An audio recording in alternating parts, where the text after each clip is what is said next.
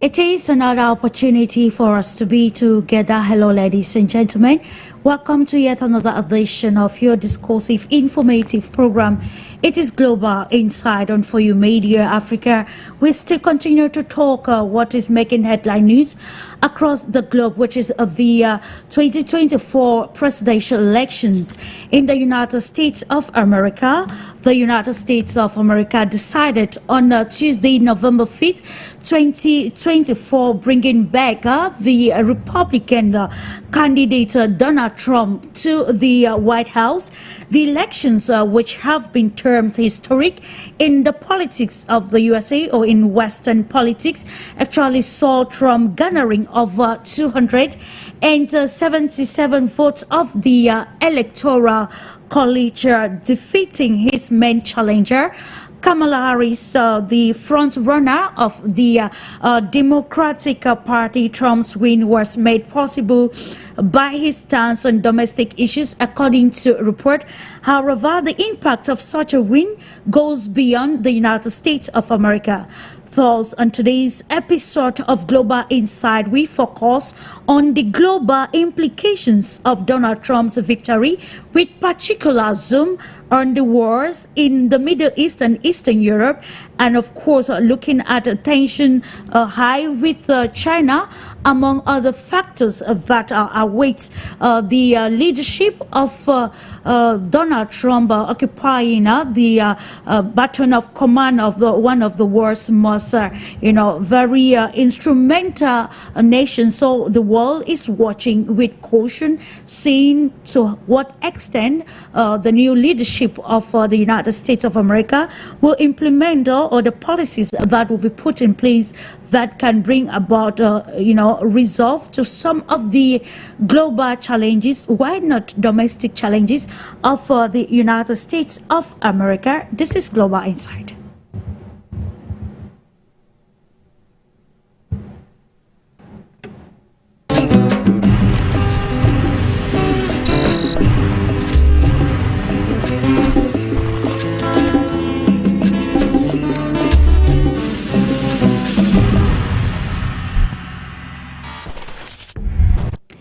Welcome back, ladies and gentlemen. Of course, if you're asking why the elections in the U.S. has actually turned to be something of global interest, then it is on this episode of Global Insight that you will answer the questions or maybe have a better clarity or understanding of why it is of utmost importance. With a panel of experts, we're going to dig deeper into the implications of such elections, be it in the economic sphere, the political dynamics, and even geopolitical dynamics of the 21st century.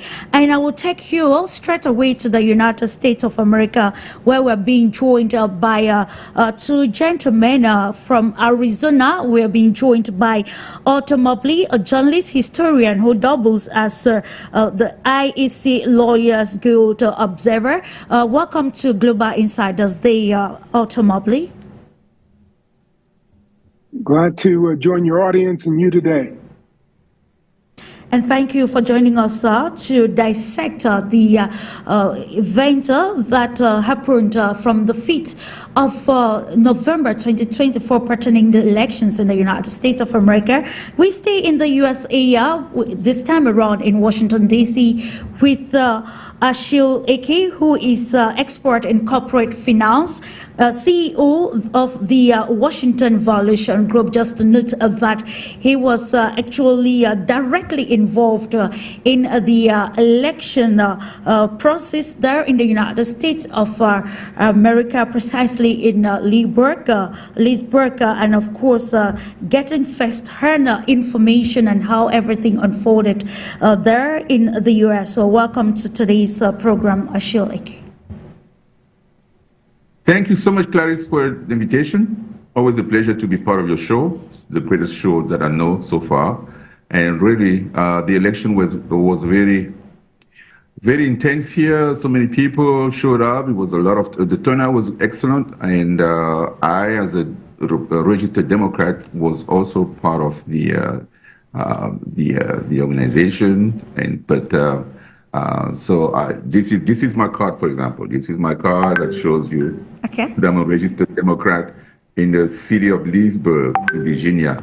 All right. So it was a fantastic election. So we're going to talk more about this during the development of this show. But thank you so much for the invitation. Appreciate it. Absolutely, Mr. Ashil Eke, a lot to talk about pertaining the elections in the United States of America.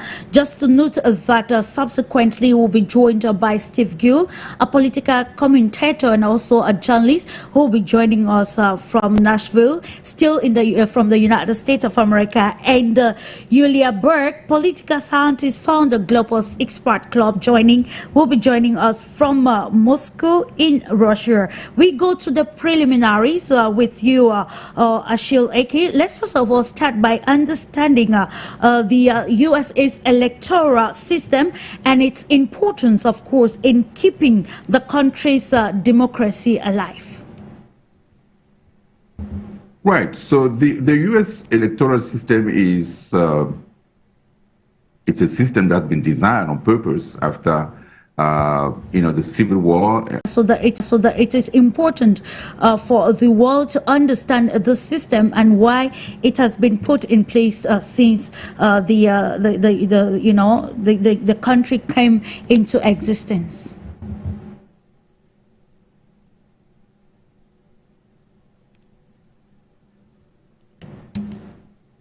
Importance in sustaining or maintaining the democratic values of the country.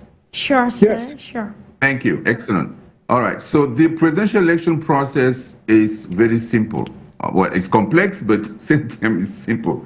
It's the U.S. presidential election is not directly elected. The president of the United States is not directly elected by the people, but the president is elected through an electoral college. We have what's called electoral college system.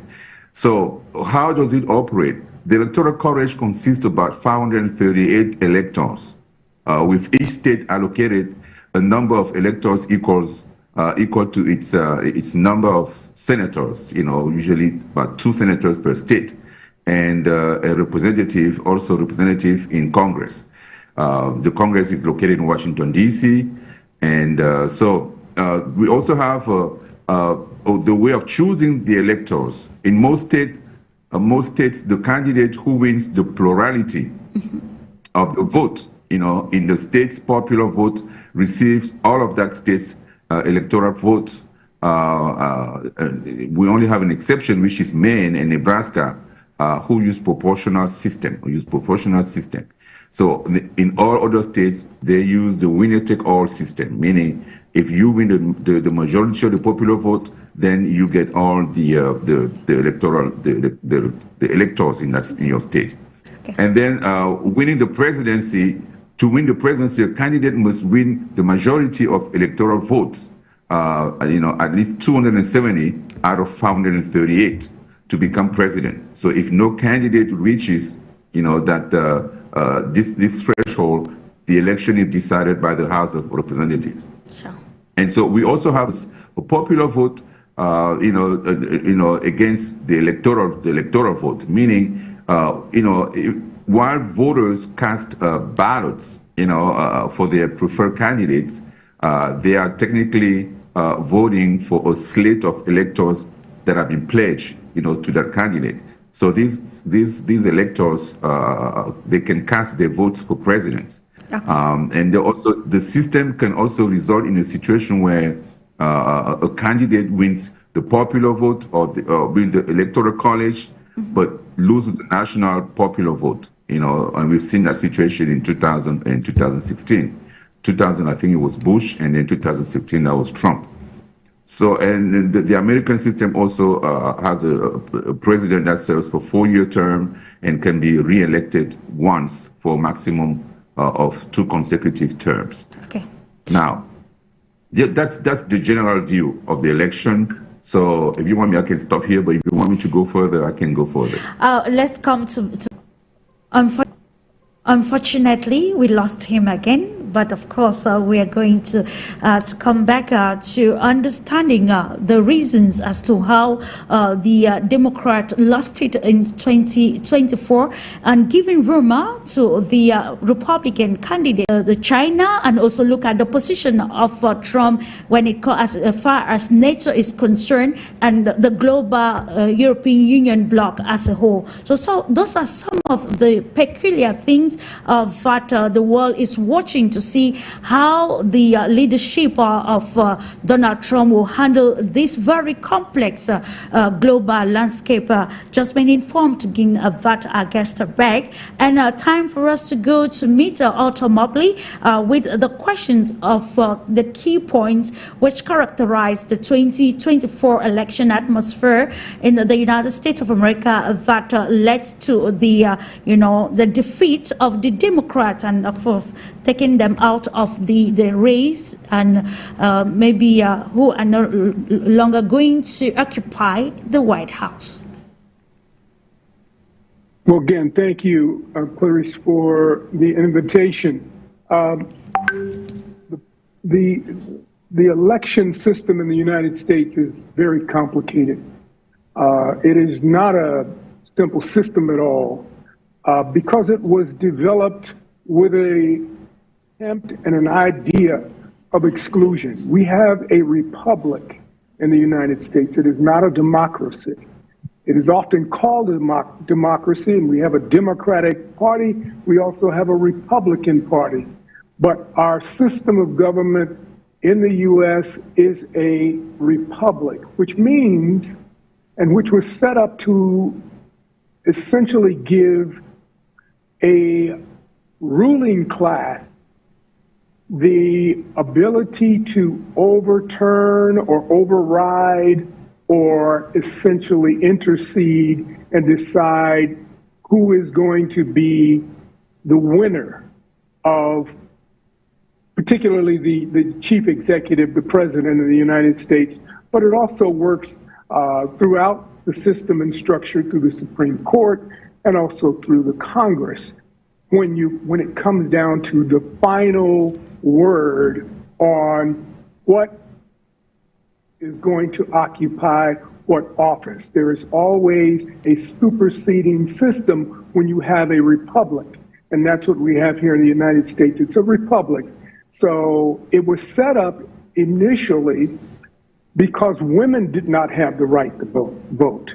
Yeah. And the founders of the country felt that eventually women might receive the ability to vote, and therefore it wanted to preclude women from having too much power. It also was an effort to preclude the possibility that slaves and people of indigenous orientation would also eventually be able to participate in the system, and they wanted to be able to challenge or override their power and their participation in the system. So the republic is a structure that allows for the intercession. When I was an International Election Commission observer, I've observed elections in South Africa and Zimbabwe, and then also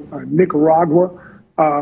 Those countries have more of a democratic structure and system than we do in the United States. They allow multiple parties involved, and they do work on the system of popular vote. They don't have electoral colleges as such, and they're not attempting to short circuit the will of the people in those countries. So that's the biggest difference in America. It's why we only have two parties. We only have two parties that can be on the ballot in all 50 states. There are other parties, but they damage and weaken those parties by keeping them from being participants in every state in the country, which gives the two parties a tremendous advantage. So we always in the U.S. have the choice between one party and the other party, the Democrats or the Republicans, and the Republicans are usually very predictable.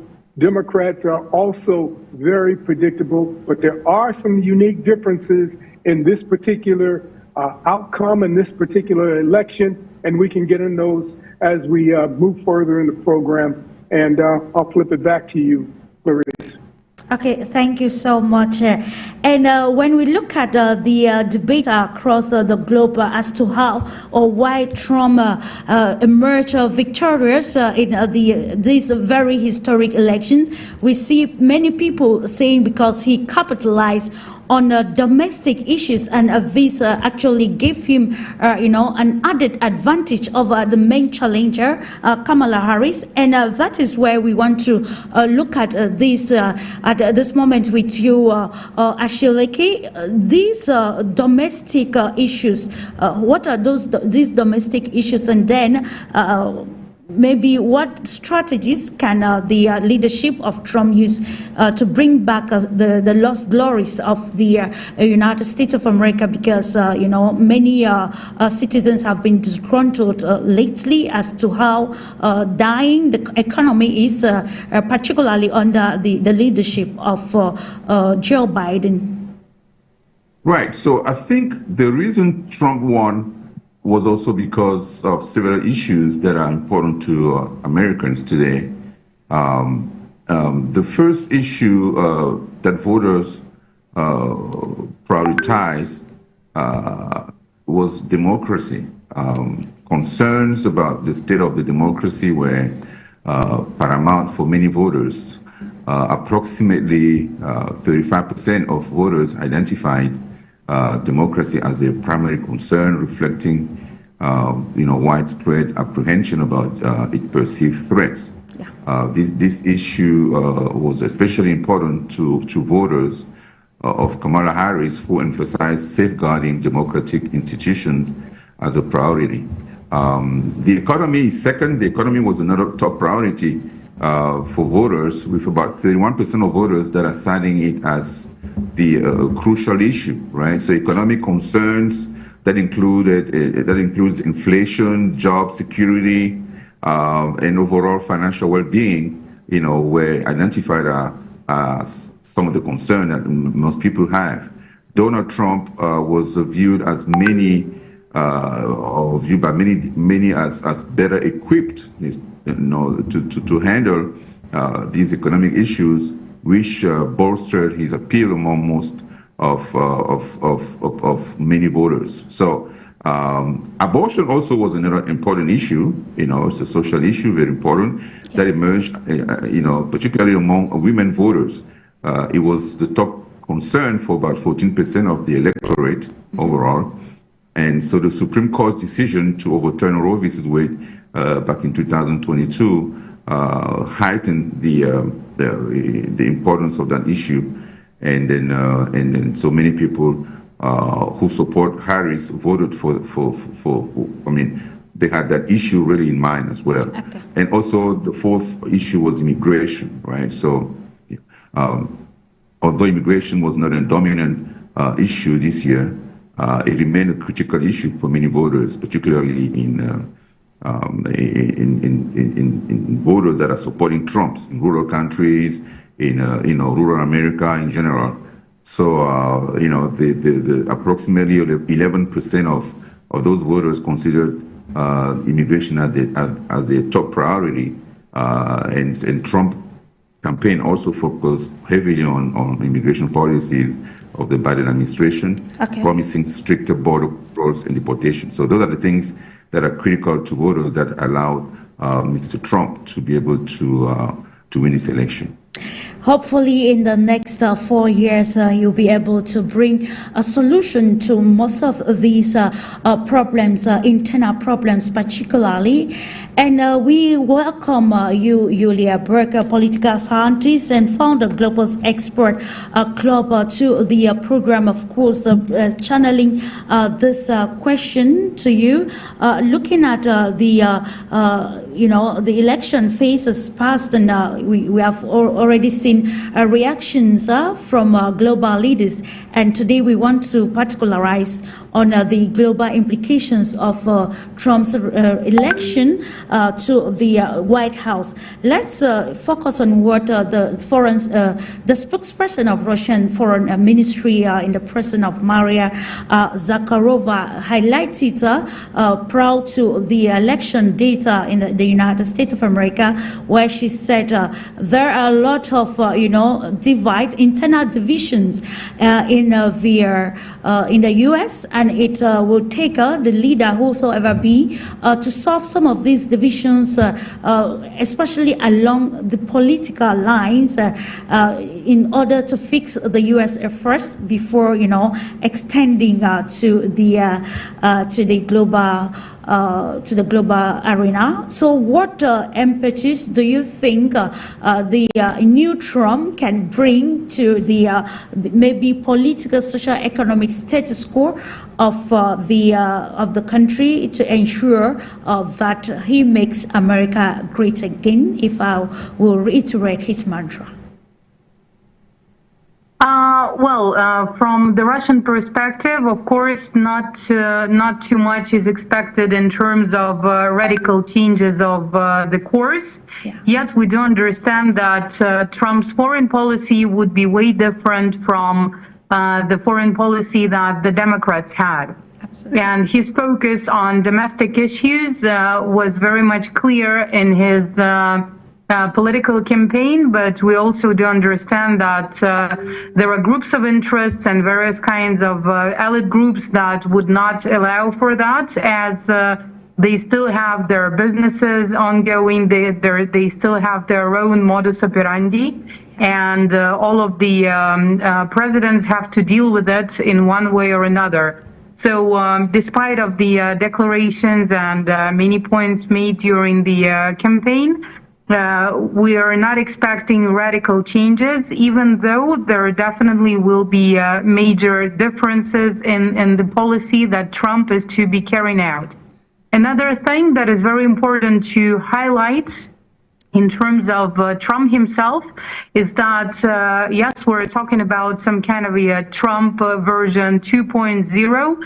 And after having served his first term, after having lost the previous election that he claims to have not lost, and the situation really was quite difficult after having gone through an assassination attempt, a lot of allegations, several cases that he had to go through at the court and everything else. He has made his conclusions for sure. And we already see him making some statements, for example, that he's not planning to have his family members involved in the administration as it was causing issues and many other things. So the Trump coming into the office right now is not the same Trump that was at the office from 2016 to 2020. Yet at the same time, it doesn't mean that there will be, let's say, a peace deal between Russia and Ukraine in 24 hours, as he was saying some time ago. We do understand that even for some kind of changes to be observed in terms of that conflict between not even Russia and Ukraine, but Russia and NATO. Yeah. What has to happen is that after inauguration, there will be several iterations related to exchange of signals and related to clarifying positions and that. So we should not be expecting any changes up until at least the spring of next year. At the same time, by that time, let's say in around 6 months, the situation at the front lines would be changing quite a lot. We already see that things are moving at an accelerated pace at the moment. So in terms of other kinds of geopolitical conflicts and other kinds of possible escalations, definitely we will not see a decrease of tensions between Israel and its neighbors. As Trump is a clear supporter of Israel. So we shouldn't expect any miracles. And in terms of the official position of the Russian Federation, and it was already clear from some of the reactions, We do know that rapid changes will not happen, yet slowly but surely we might be hoping for a more constructive position and a more constructive focus at the global arena that Trump is to provide, as it is true that the domestic issues piling up in the United States do require attention in the first place, and here we will see who will play a greater role, the citizens of the United States and their problems that they're facing on the daily basis, or the allied groups and the military-industrial complex and so on. And that's where the complexities of situations lie in how Trump will navigate this, and given the major stakeholders at play, and how his administration can navigate a whole complex situation. Coming back to you, Otto Mobley, we know that Trump is coming back this time around in a different era, and in an era that has seen a lot of drastic changes coming on, where countries, I will quote the president of Venezuela while commenting on the election results of the United States of America, highlighted that the election results, the importance of who occupies the White House. Venezuelan Nicolas Maduro said, what is in Venezuela's best interest? Is it for Trump to win or for Kamala Harris?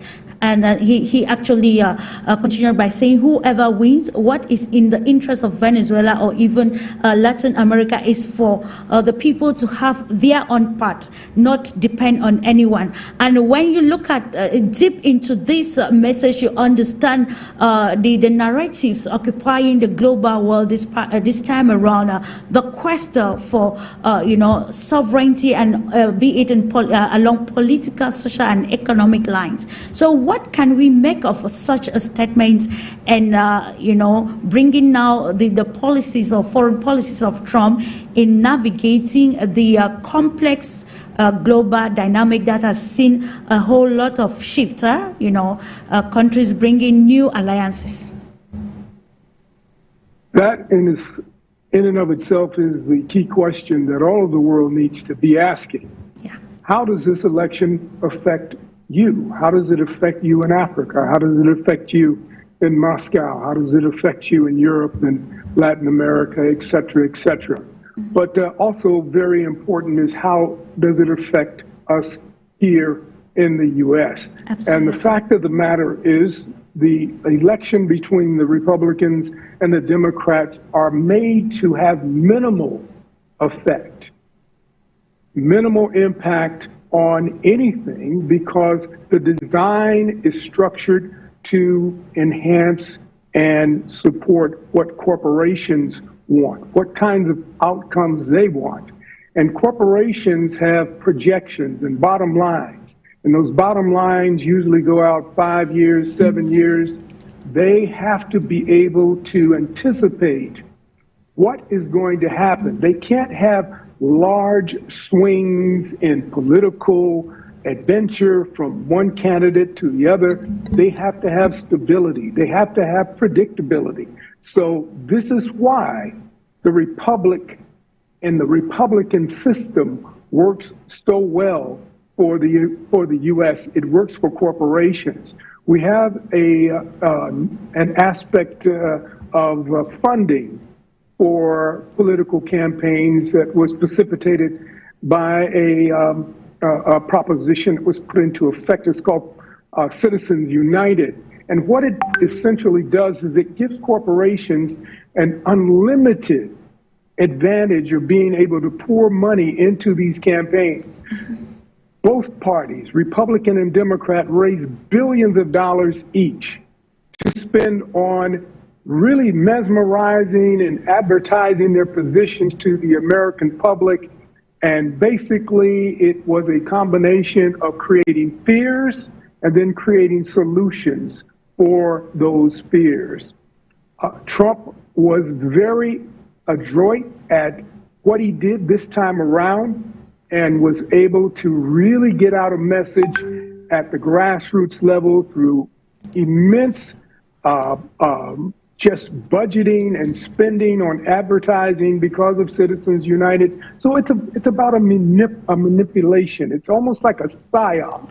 It's like a psychological operation against the American people to make people wave flags and get very jingoistic for one candidate or the other and one party or the other, but stay in those confines so that you give the corporations an opportunity to ultimately get what they want. This system is flawed.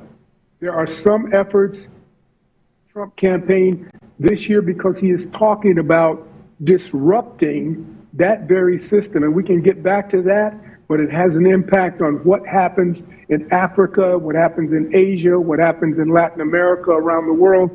These things they do have an attempt to affect those countries in a further to a further extent. But we can talk about that as well. Absolutely, yeah. And I think I will send a similar question subsequently to Ms. Sheil Eku. But before that, let's come back to you, Yulia. Looking still on the aspect of foreign policy, you quite mentioned, let's be particular with the crisis in Eastern Europe. Now, what do you think Trump, or maybe how would a Trump presidency reshape U.S. relationship with NATO member countries, particularly regarding defense spending and collective security agreements? We want to be particular here because it has been noticed that the strength of the Kyiv government hangs on the decision of the NATO alliance. So is there going to be, some sort of direct impact on the war given Trump's position with NATO member nations? Well, just like I mentioned some time ago, we probably wouldn't be able to be talking about any kind of a peace deal up until next spring, or probably even later, because all of those negotiations would require quite a lot of going back and forth. And Trump will get to the office on January 20, officially after inauguration. So there shouldn't be any changes expected before the spring, but we'll already see a lot of signals, like the European leaders gathering to discuss how to deal with the Trump administration. We see quite a lot of almost panic among many Ukrainian actors that do understand that the next financial transfer of $6 billion that they're getting might be even the last one, even though it is still very much in the interest of the military-industrial complex that was already hoping for a prolonged war that made their positions at the stock exchange and the shares of their companies go up in terms of prices. And they now have guaranteed decades of production for themselves as they have increased capacity. So we saw the German, one of the biggest German military-industrial complex companies, Rheinmetall, already opening a production facility in Ukraine and planning to open another one. So if we're talking about that side, the NATO and the allies, let's say, they're not planning to stop the military confrontation anytime soon. And we see it from their clear actions, and specifically speaking, the actions of the military-industrial complex. So Trump would have to deal with that if he is to talk about some kind of a peace deal, and that would be quite a tough issue. And on the other hand, we have quite a lot of domestic issues that require direct interventions in terms of the situation in the United States as well. And in this kind of a case, probably Ukraine would not be the top priority for him. So we will see how the situation would be unfolding, but it's not just about Trump. And that's the key point here to understand the American politics. Indeed, key points towards understanding the American system and politics, and we have left the phase of political discourse and entering the practicalization, or maybe seeing how pragmatism will come into play here. Let's come to you, Mr. Eke. Looking at what Mr. Otto has been saying lately, and still having a problem with the existing electoral system in the United States of America, which he thinks is not really fair. What do you share the same perspective? Well, there's no perfect system in the world. If we talk about election system, there's none that is perfect. I mean, all of them, especially when we talk about democracy, they have their flaws. If we look at Africa, we talk about elections in Africa, it's always rigged, to favor, the powerful. It's the same thing everywhere in Europe, everywhere. It's the same thing. So how do you design a system that is not, that is fairer, that is taking so much into account the voices of the voiceless, the voices of people who, of the poor, the regular folks. It's going to be difficult because there are a lot of money involved. There are a lot of, when it comes to power always brings a lot of interest from different aspects of the society. And at some point, those influences matter and they can have impact on elections. So it's very difficult to have a system. So to have a system that is going to be fair, especially when it comes to those democratic or rich countries, because of what we just mentioned earlier. So I don't have to agree or disagree. It's just a fact. Now, do we have to redesign those? Probably, but which one is going to provide the consensus?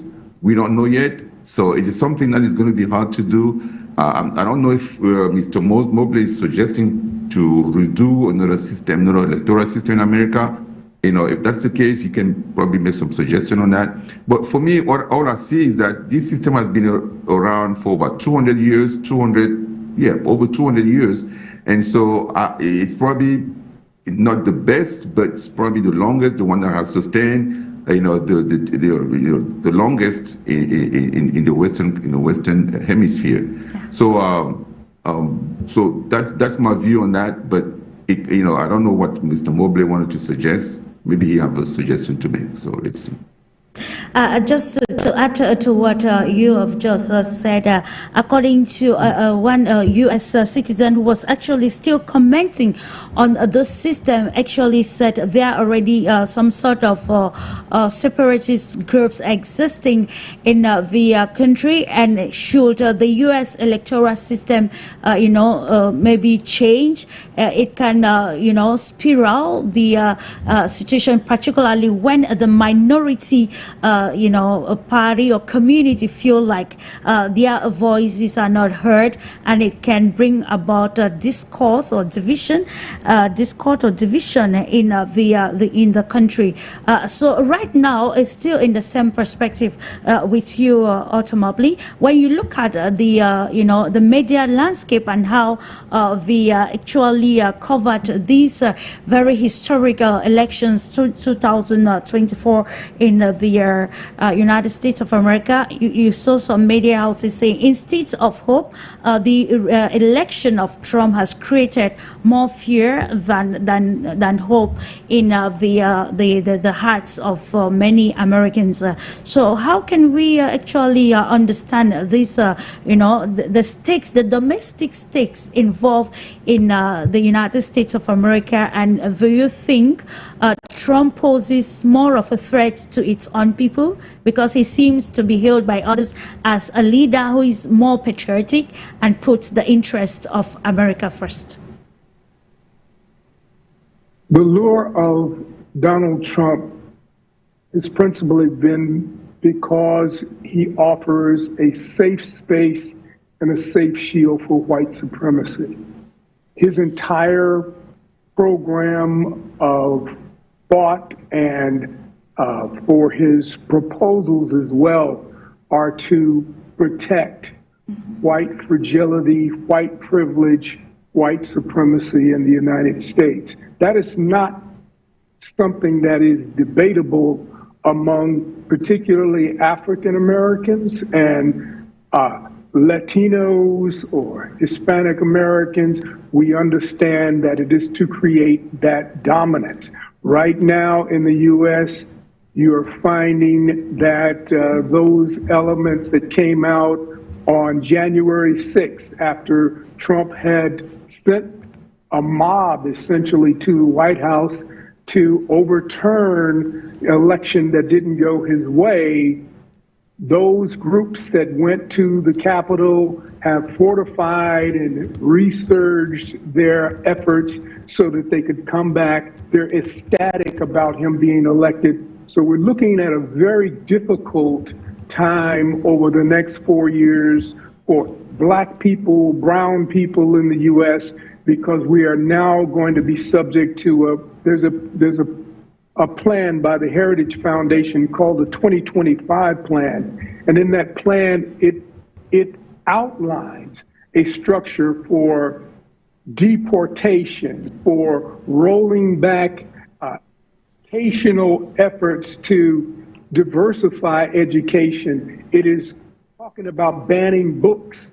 It's talking about putting restrictions on African American cultural development that haven't been talked about for 50 years. It's really talking about going back. Make America great again means make America a country where white dominance and white superiority become the standard once again, as it was possibly in the 50s and 60s, and during a time when African Americans couldn't vote and they couldn't have any kind of equal standing. They couldn't ride on a bus. They couldn't go to a theater. I personally remember those days myself, being in a situation where we had apartheid in this country. We had Jim Crow apartheid, which is spread around the world from here.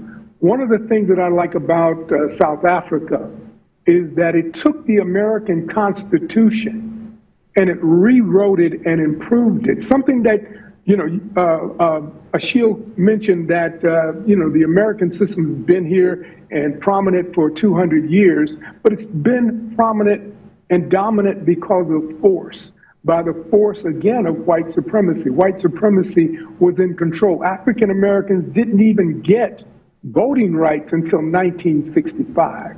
People need to recall and understand that we had apartheid in this country up until 1965 and probably a little bit beyond, and maybe even up until today in the minds of many people. Yeah. But these aspirations haven't gone anywhere. So the effort this system can be improved. We can have a better system. We can have a one person, one vote system where we do have something closer to majority rule in this country.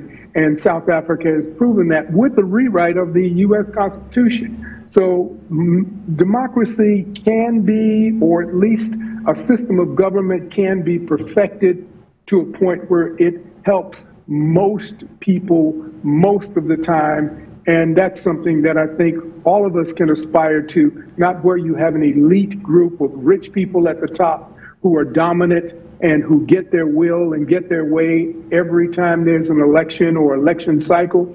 And poor people have to really worry and really be concerned about where they're going to live, how they're going to eat. And these are real problems and real situations that American people and people at that bottom level, and that's most of the people in the country, actually exist. So we do have to come up with better ways and a better system. This is not, by any stretch of the imagination, even close to being an ideal system that people should live under.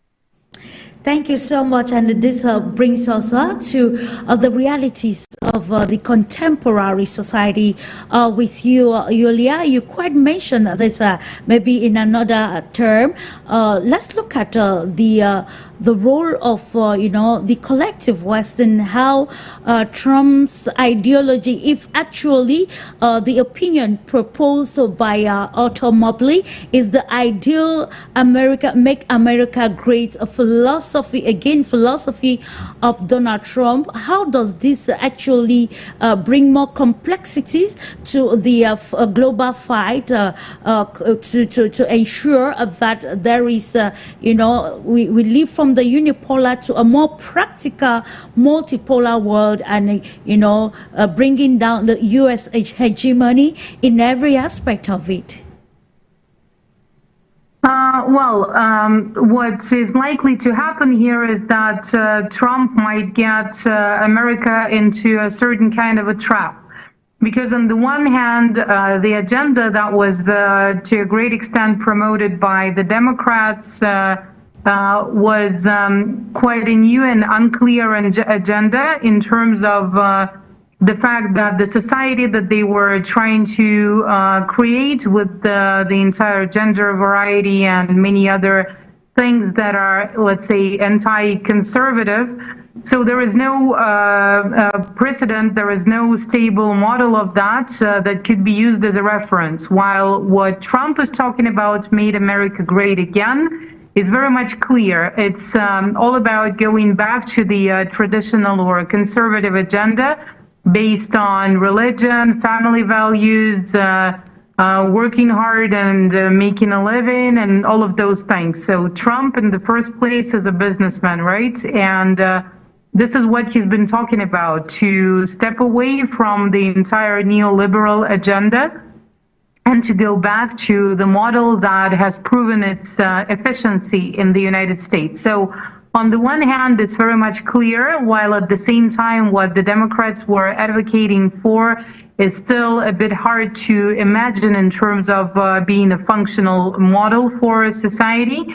Yet at the same time, to a great extent, the hegemony itself and the unipolar situation that the United States have been enjoying for quite a while was based on the fact that it was imposing the image of the superpower onto the globe itself, right? Onto the whole world in terms of that. And if Trump doesn't do it anymore, it means that the bubble that the United States have created for itself might be just exploding much sooner, because once the United States focus on domestic issues and internal problems, and once they stop being the hegemon that can just go into any country and start shelling and bombing and taking leadership down and organizing coup d'etat and this and that, it will just become one of the countries on the globe with its own issues, with its own problems. And many of the things that the Americans themselves were kind of like not looking too much at, as they were also enjoying the status of a superpower, they might become much more, let's say, picky towards their own political leadership if it's not ensuring that very image of the only dominant superpower in the world. So we will see how the situation will be unfolding, but on the one hand, it is necessary for the Trump administration to focus on domestic issues, as there is quite a lot of discontent coming from the citizens, and that discontent is based on very clear problems such as inflation, such as the prices going up, and less opportunities to afford quality housing and many, many other things. Uncontrollable migration, bad state of affairs in terms of infrastructure, less of production, less of jobs for the people, and many other things. yet at the same time focusing on that and letting go of the international agenda and foreign policy could make America go even deeper down into the crisis, because with the global debt, with the debt that it has, and with the low GDP, relatively low GDP that it has at the moment, there is just no way that it would be possible to make the ends meet. Okay. And of course, this shows that it's quite a daunting task for Trump this time around. It is not 2020 or his first mandate, but it is another era with a lot of renaissance that has happened across various lines. And while talking about Trump's standing across the globe, let's look at its foreign policy towards the African continent, looking at his 2024 manifesto, as he was actually winning voters ahead of the November 5th presidential elections with you, Shilaki. A report from BBC was like, when the Trump actually, conquered, a lot of African countries sent congratulatory messages to Donald Trump, and the report went further to say that Donald Trump has always, been very, very decisive and hard, while referring to his term as referring to some African countries as shithole countries. And now, how do we position U.S.-Africa relations in the context of this 2024 leadership of Donald Trump, given the Africa standings at the international level, which has actually increased and it's more decisive? Well, that's a very good question, Clarice, because many African leaders feel that the United States has been too much present, trying to convince them to stay with them instead of giving them the leeway to make decisions whether they want to go for the multipolar world or they want to stay with the unipolar world.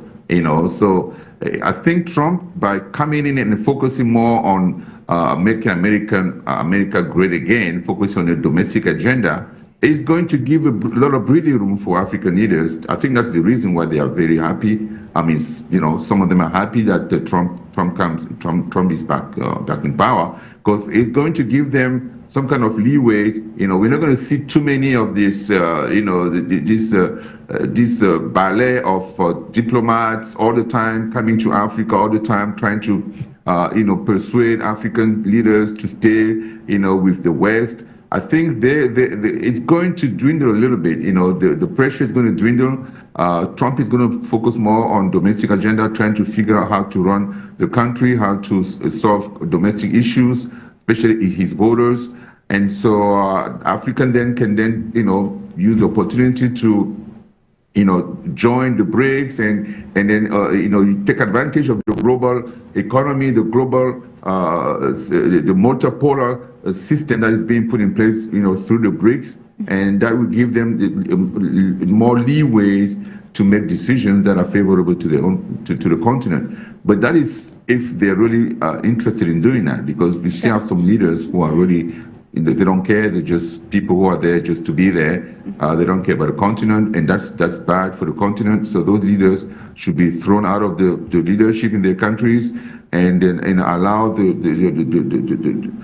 people in the continent to choose their own leaders who are going to represent them. And I keep going back to, for example, the Sahelian leaders, who are working very hard, and we can see that with the partnership that they build with Russia, with Turkey, with Iran, with China, and other countries within Africa, to put in place everything that's needed to develop the continent, or to develop at least those countries in the next 10 years. And so we see a lot of decisions that are being made by those leaders, and we think it's going to be the pole where the unity of Africa may be coming from in the next few years, because that's the only area where we can see the leaders making decisions that are really for their population, for their people, not people that are making decisions for the interests of the West. So I think we can, the advent of Trump, could give more of these leaders the opportunity to focus on their countries and allow their people to be able to benefit from the resources they have. And to be more strategic and intentional while actually navigating the international arena. And this brings us to what, drastic foreign or very practical foreign policy stance that African political leaders can take with you. Ultimately, some days ago, we saw the leadership of Kenya, William Ruto, lobbying China's support to integrate the BRICS bloc. And we also know the rapprochement that existed between, maybe still existing, between the administration of Joe Biden and William Ruto. And we again confronted with this, the philosophy of Trump of making America great again. Why not put it, it's not some sort of plagiarism, but trying to put it like making Africa great and giving it its position by defining a strong foreign policy stance that will navigate multilateralism, especially with this new, changes coming at the international level, with the U.S. still being instrumental. What is your take or opinion on such a move from African countries? Rather than taking or begging for a position, they can define a foreign policy that will indirectly position them and make them, capitalize on their competitive advantage at every level. Well, making Africa great again is much more applicable and much more meaningful than make America great again, because you don't have a reflective look back in America to find a time. What do you mean when America was great at another time? And when was America more great than it is today?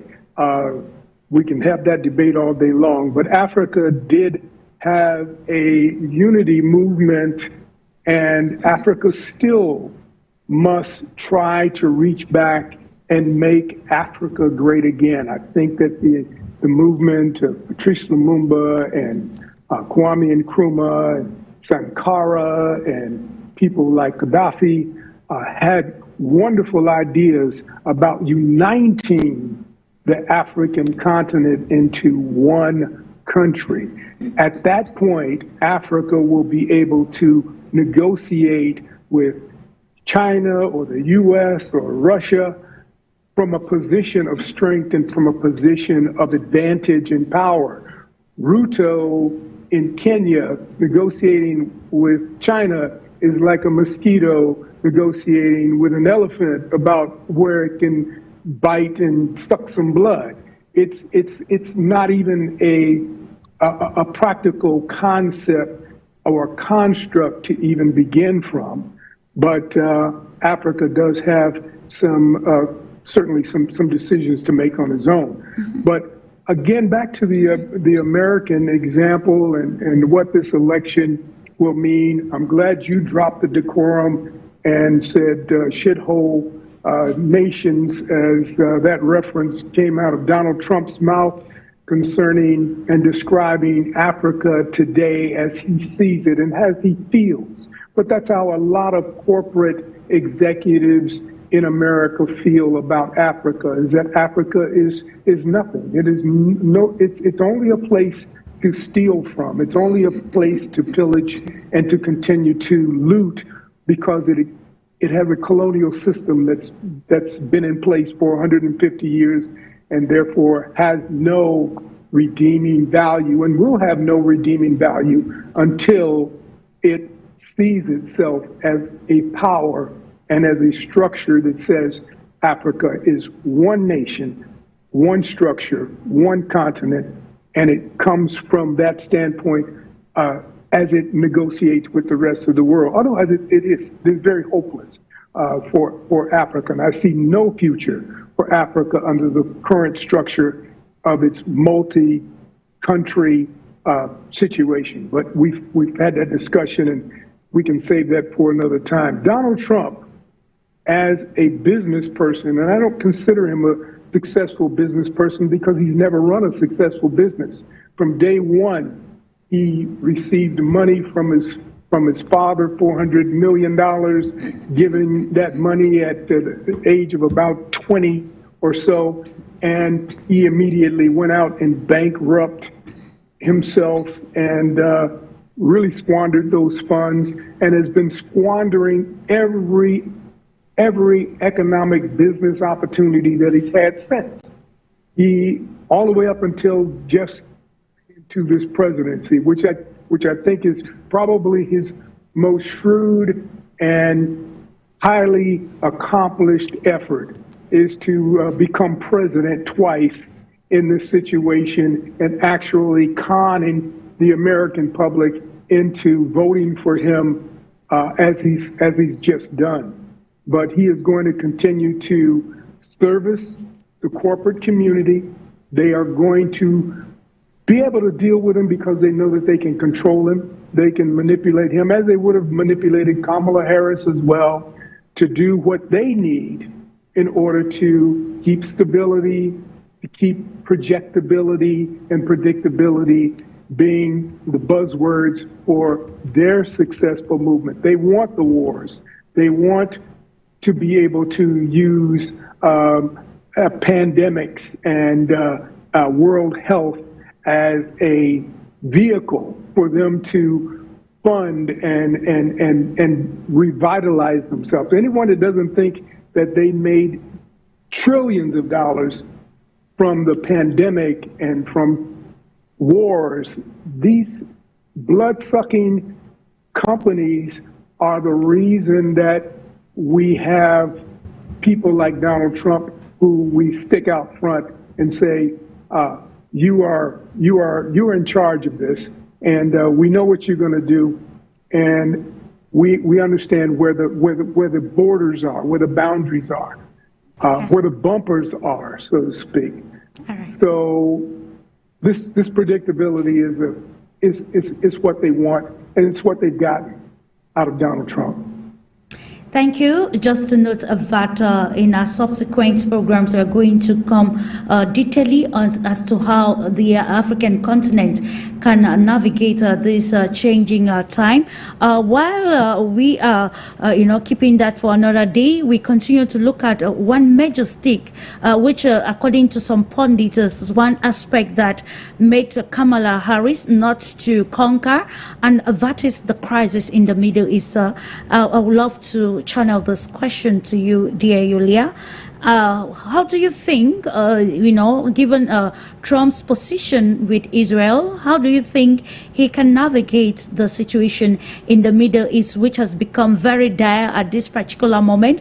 We saw lately calls from the president of Turkey, Recep Tayyip Erdogan, the Egyptian president, who has been very instrumental in ensuring talks of a permanent ceasefire, and other leaders who are concerned about the Israeli onslaught on the besieged Gaza Strip and elsewhere across the Middle East. Given America's standing in the crisis, how do you think the Trump administration will navigate this in the in this new leadership position? Well, I would like to remind that towards the end of the first term, Trump has actually come up with a certain plan for Israel and Palestine. And the plan was basically about, creation of a very sophisticated and complicated map that would imply that different areas would be controlled by Israel and Palestine. Yet at the same time, it was very much clear that the plan just represented step one, and that the step 2 and 3, Palestine was to be losing more and more of land and more of capacities, let's say, generally speaking. So Trump does have a very clear and outspoken pro-Israel position. That would mean that the support of the United States would go to Israel, which will definitely fuel the conflict with Israel's neighbor more and more, because even looking at the situation from the point of view of simple logic, Israel is quite a new state that came about after the World War II, and ever since has been rapidly growing in terms of territory. And this was considered to be fine by the what we call the international community. Yet at the same time, what is not fine about it is that at the moment we see a clear genocide taking place there, with more than 70% of the victims being females and children, right? With a lot of civilians dying every minute in that area. So the not just aggressive, but the atrocious policy of Israel towards Palestinians, and what Israel is doing at the moment in the region, generally speaking, triggering Iran, attacking other countries. There is basically no resistance from what is called the international community, and it's not even being widely discussed in the media. And with Trump administration, this kind of policies are likely not just to continue, but to take even a greater, let's say, go to even a greater escalation. As once again, and Trump has never been hiding that fact, he's a very clear Israel supporter. Yeah. So if he goes back to the plan that he had towards the end of his first term, that would be one thing. But at the moment, the situation on the ground has changed quite a lot. And Palestine at the moment is much weaker than it was before. A lot of the cities are just destroyed. A lot of people had to leave that area. A lot of people have just simply died over there. So probably there would be some other approach being used. But what is likely to happen again is that Trump, in terms of his foreign policy, would be mostly focused on that region there. And if we're talking about policies towards Africa, for example, the point that Trump has been making before is that he's more about making money rather than spending money. And the U.S. foreign policy in Africa was more about spending quite a lot and to be getting the benefits in return, in terms of influence, in terms of some of the resources, and in terms of being able to control and basically play some of the political regimes on the continent. But here we can probably be making a forecast that some of the expenses of the United States would be cut in order to redistribute those funds to some other areas, maybe also to be resolving domestic issues, or maybe to focus on the priority regions, which for Trump, for example, Africa has never been. Okay. And of course, this brings again another complex situation. And do you share this perspective that Trump will not bring any major change in the position in the Middle East, given that during his political discourse while talking to electorate, he vowed to bring lasting peace to the tumultuous Middle East, which is characterized by Israel's onslaught in the besieged Gaza Strip. To you, Otto Mobley. Yes, I think right now, Donald Trump has the opportunity to withdraw U.S. funding from Israel so that Israel can adjust its policies to the point where Palestinians have an opportunity to create their own state, and the pathway to a two-state solution is now being discussed for the first time, where it wasn't being discussed, say, a year ago, before the incident, which occurred on October 7th or 6th or 7th of last year, where the Palestinians, or through Hamas, attacked the off-duty Israeli soldiers who were having some fare in the Palestinian territories. So he has an opportunity now, and the only reason that has come about is because of Iran's success in breaking down the myth of this invincible shield over Israel to protect it. They called it an Iron Dome and called it a few other things. Well, Iran shot holes all through it and proved that the Iron Dome could not match with hypersonic weaponry, and attacked very successfully, hitting almost at will anything that it wanted to on the ground, including an attack on Bibi Netanyahu's residence. So Iran has shown a different side and a different weakness that has never been shown heretofore. So this is the perfect opportunity for Trump to adjust that policy. And I think that they will adjust it because they're forced to. At this point, they really don't have a choice but to pull back on that so that they can save and salvage whatever they may think they can salvage of Israel and essentially the Zionist state at this point. Okay. Africa, again, should have more to say about what is going on in that region of the world, because that is Northeast Africa, and it's right in a critical part of Northeast Africa. So again, United Africa would have much more to say about what happens in that region, and could probably be one of the saving graces and solve it for everyone. And the surprise package is huge, and the world is watching with caution, as underlined earlier on, to see the decisions that will be taken by the new Trump administration. Let's look at things from the economics perspective with you, Mr. Ashil Eki.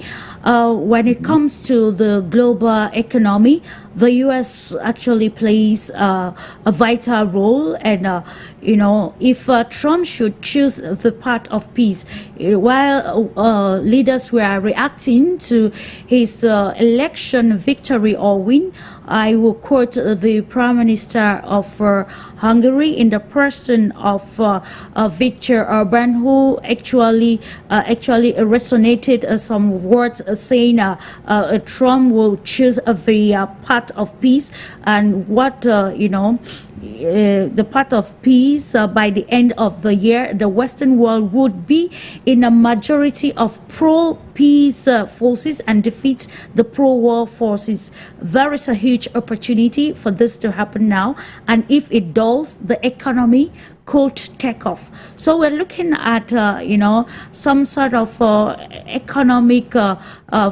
focus on the economic sphere that could mark the global world. Should there be a major stance coming from Trump to promote more of peace rather than war, as we are seeing with the Biden administration, particularly in Middle East and Eastern Europe? Right. So the advent of Trump, on the economic, or the economic impact of Trump's presidency is going to be on different points. The first point is going to be on global trade and tariffs. The Trump protectionist trade policies are likely to return. Particularly his imposition of high tariffs on imports. He has proposed in the past tariffs of 60% on Chinese goods. and about 10 to 20% on other imports, which could lead to global trade war and disrupt international supply chains. So these tariffs will increase costs of American consumers for American consumers and businesses, potentially leading to retaliatory measures from other countries. So that is the first thing. The global economy could normally, if he applies those tariffs, they could shrink, by about 0.75%, due to those reduced trade flows and increased inflationary pressures. So that's the first thing.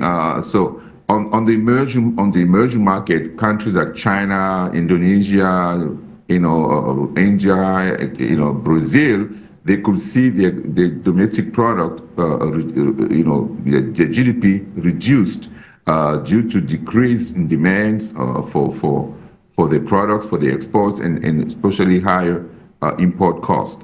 So on the dollar, we've also mentioned the de-dollarization, a stronger dollar resulting from tariff induced inflation could complicate, the issue of debt in the United States, debt repayment for different markets and within the U.S. also, because the U.S. we talk about $35 trillion in terms of debt right now. So, and Trump is going to add, by estimations, about $7 trillion again in the next few years. So it's going to be, quite a disaster when it comes to debt in the U.S. And that's going to also affect many emerging countries who are going to have hard times paying back their debts.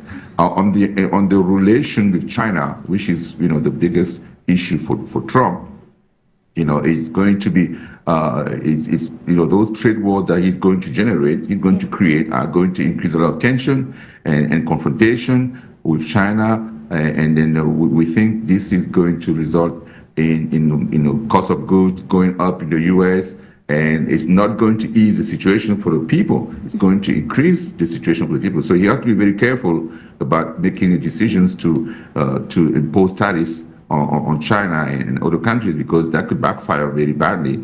I know Trump is in his second term. He's probably not going to seek another term, so he's probably not going to care too much about that. But the economic people, the finance world, they're going to have to push him to think twice before making those decisions, even though he already announced them. So there are things that some of the things that we can expect with Trump. But on the international stage, we hope that he doesn't bring more wars. He stated that he's going to try to end wars. Yeah. The Ukraine wars is the most important one. So hopefully he's going to put an end to that, so we can breathe, so the whole world can breathe a sigh of relief, because everybody is talking about World War III, yeah. And we don't know if the decisions that Trump are going to be able to let's say stop the movement that have been put in place by the Democrats for the past few years. So we don't know if he's able to do that, but we hope that it's going to end those wars and then bring all the world in peace, especially in the Israeli conflict that is also very difficult to solve. But he's an ardent supporter of Israel. So the hope is that he is going to use his leverage to bring back Netanyahu, in a situation where he can control him and allow the Palestinians to have their own state, because that's the only solution that we can see out of that conflict. Indeed, hoping that Trump is not entrapped in what we today term as political rhetorics, where electoral promises do not match the decisions taken while already in office. There needs to be more strategic, especially as there is a wind of change blowing. And I think we're going to end the discussion with you, Yulia, still in the same perspective. You know that the BRICS bloc has been very instrumental about, bringing down the U.S. hegemony in terms of dollar. And we're here talking about de-dollarization process. And we know in in one of his discourse, we heard Trump saying that if anything should happen to the dollar, it will cause some sort of war, like weaponizing the dollar. Now that it has happened, he has been voted to office, though the Electoral College is still to confirm that hopefully we will not have something contrary that will bring more chaos. Now, how do you think, especially the BRICS bloc and other organizations vying for this de-dollarization, can,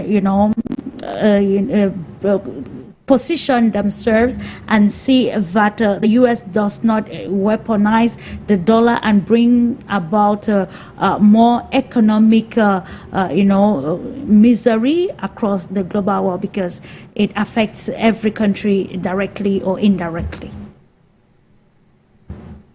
Well, the US dollar will be protected till the end, regardless of who the president would be. And then it's in the best Trump's interest to make sure that the dollar is still that very currency that is used by everyone globally. So we shouldn't be expecting major changes.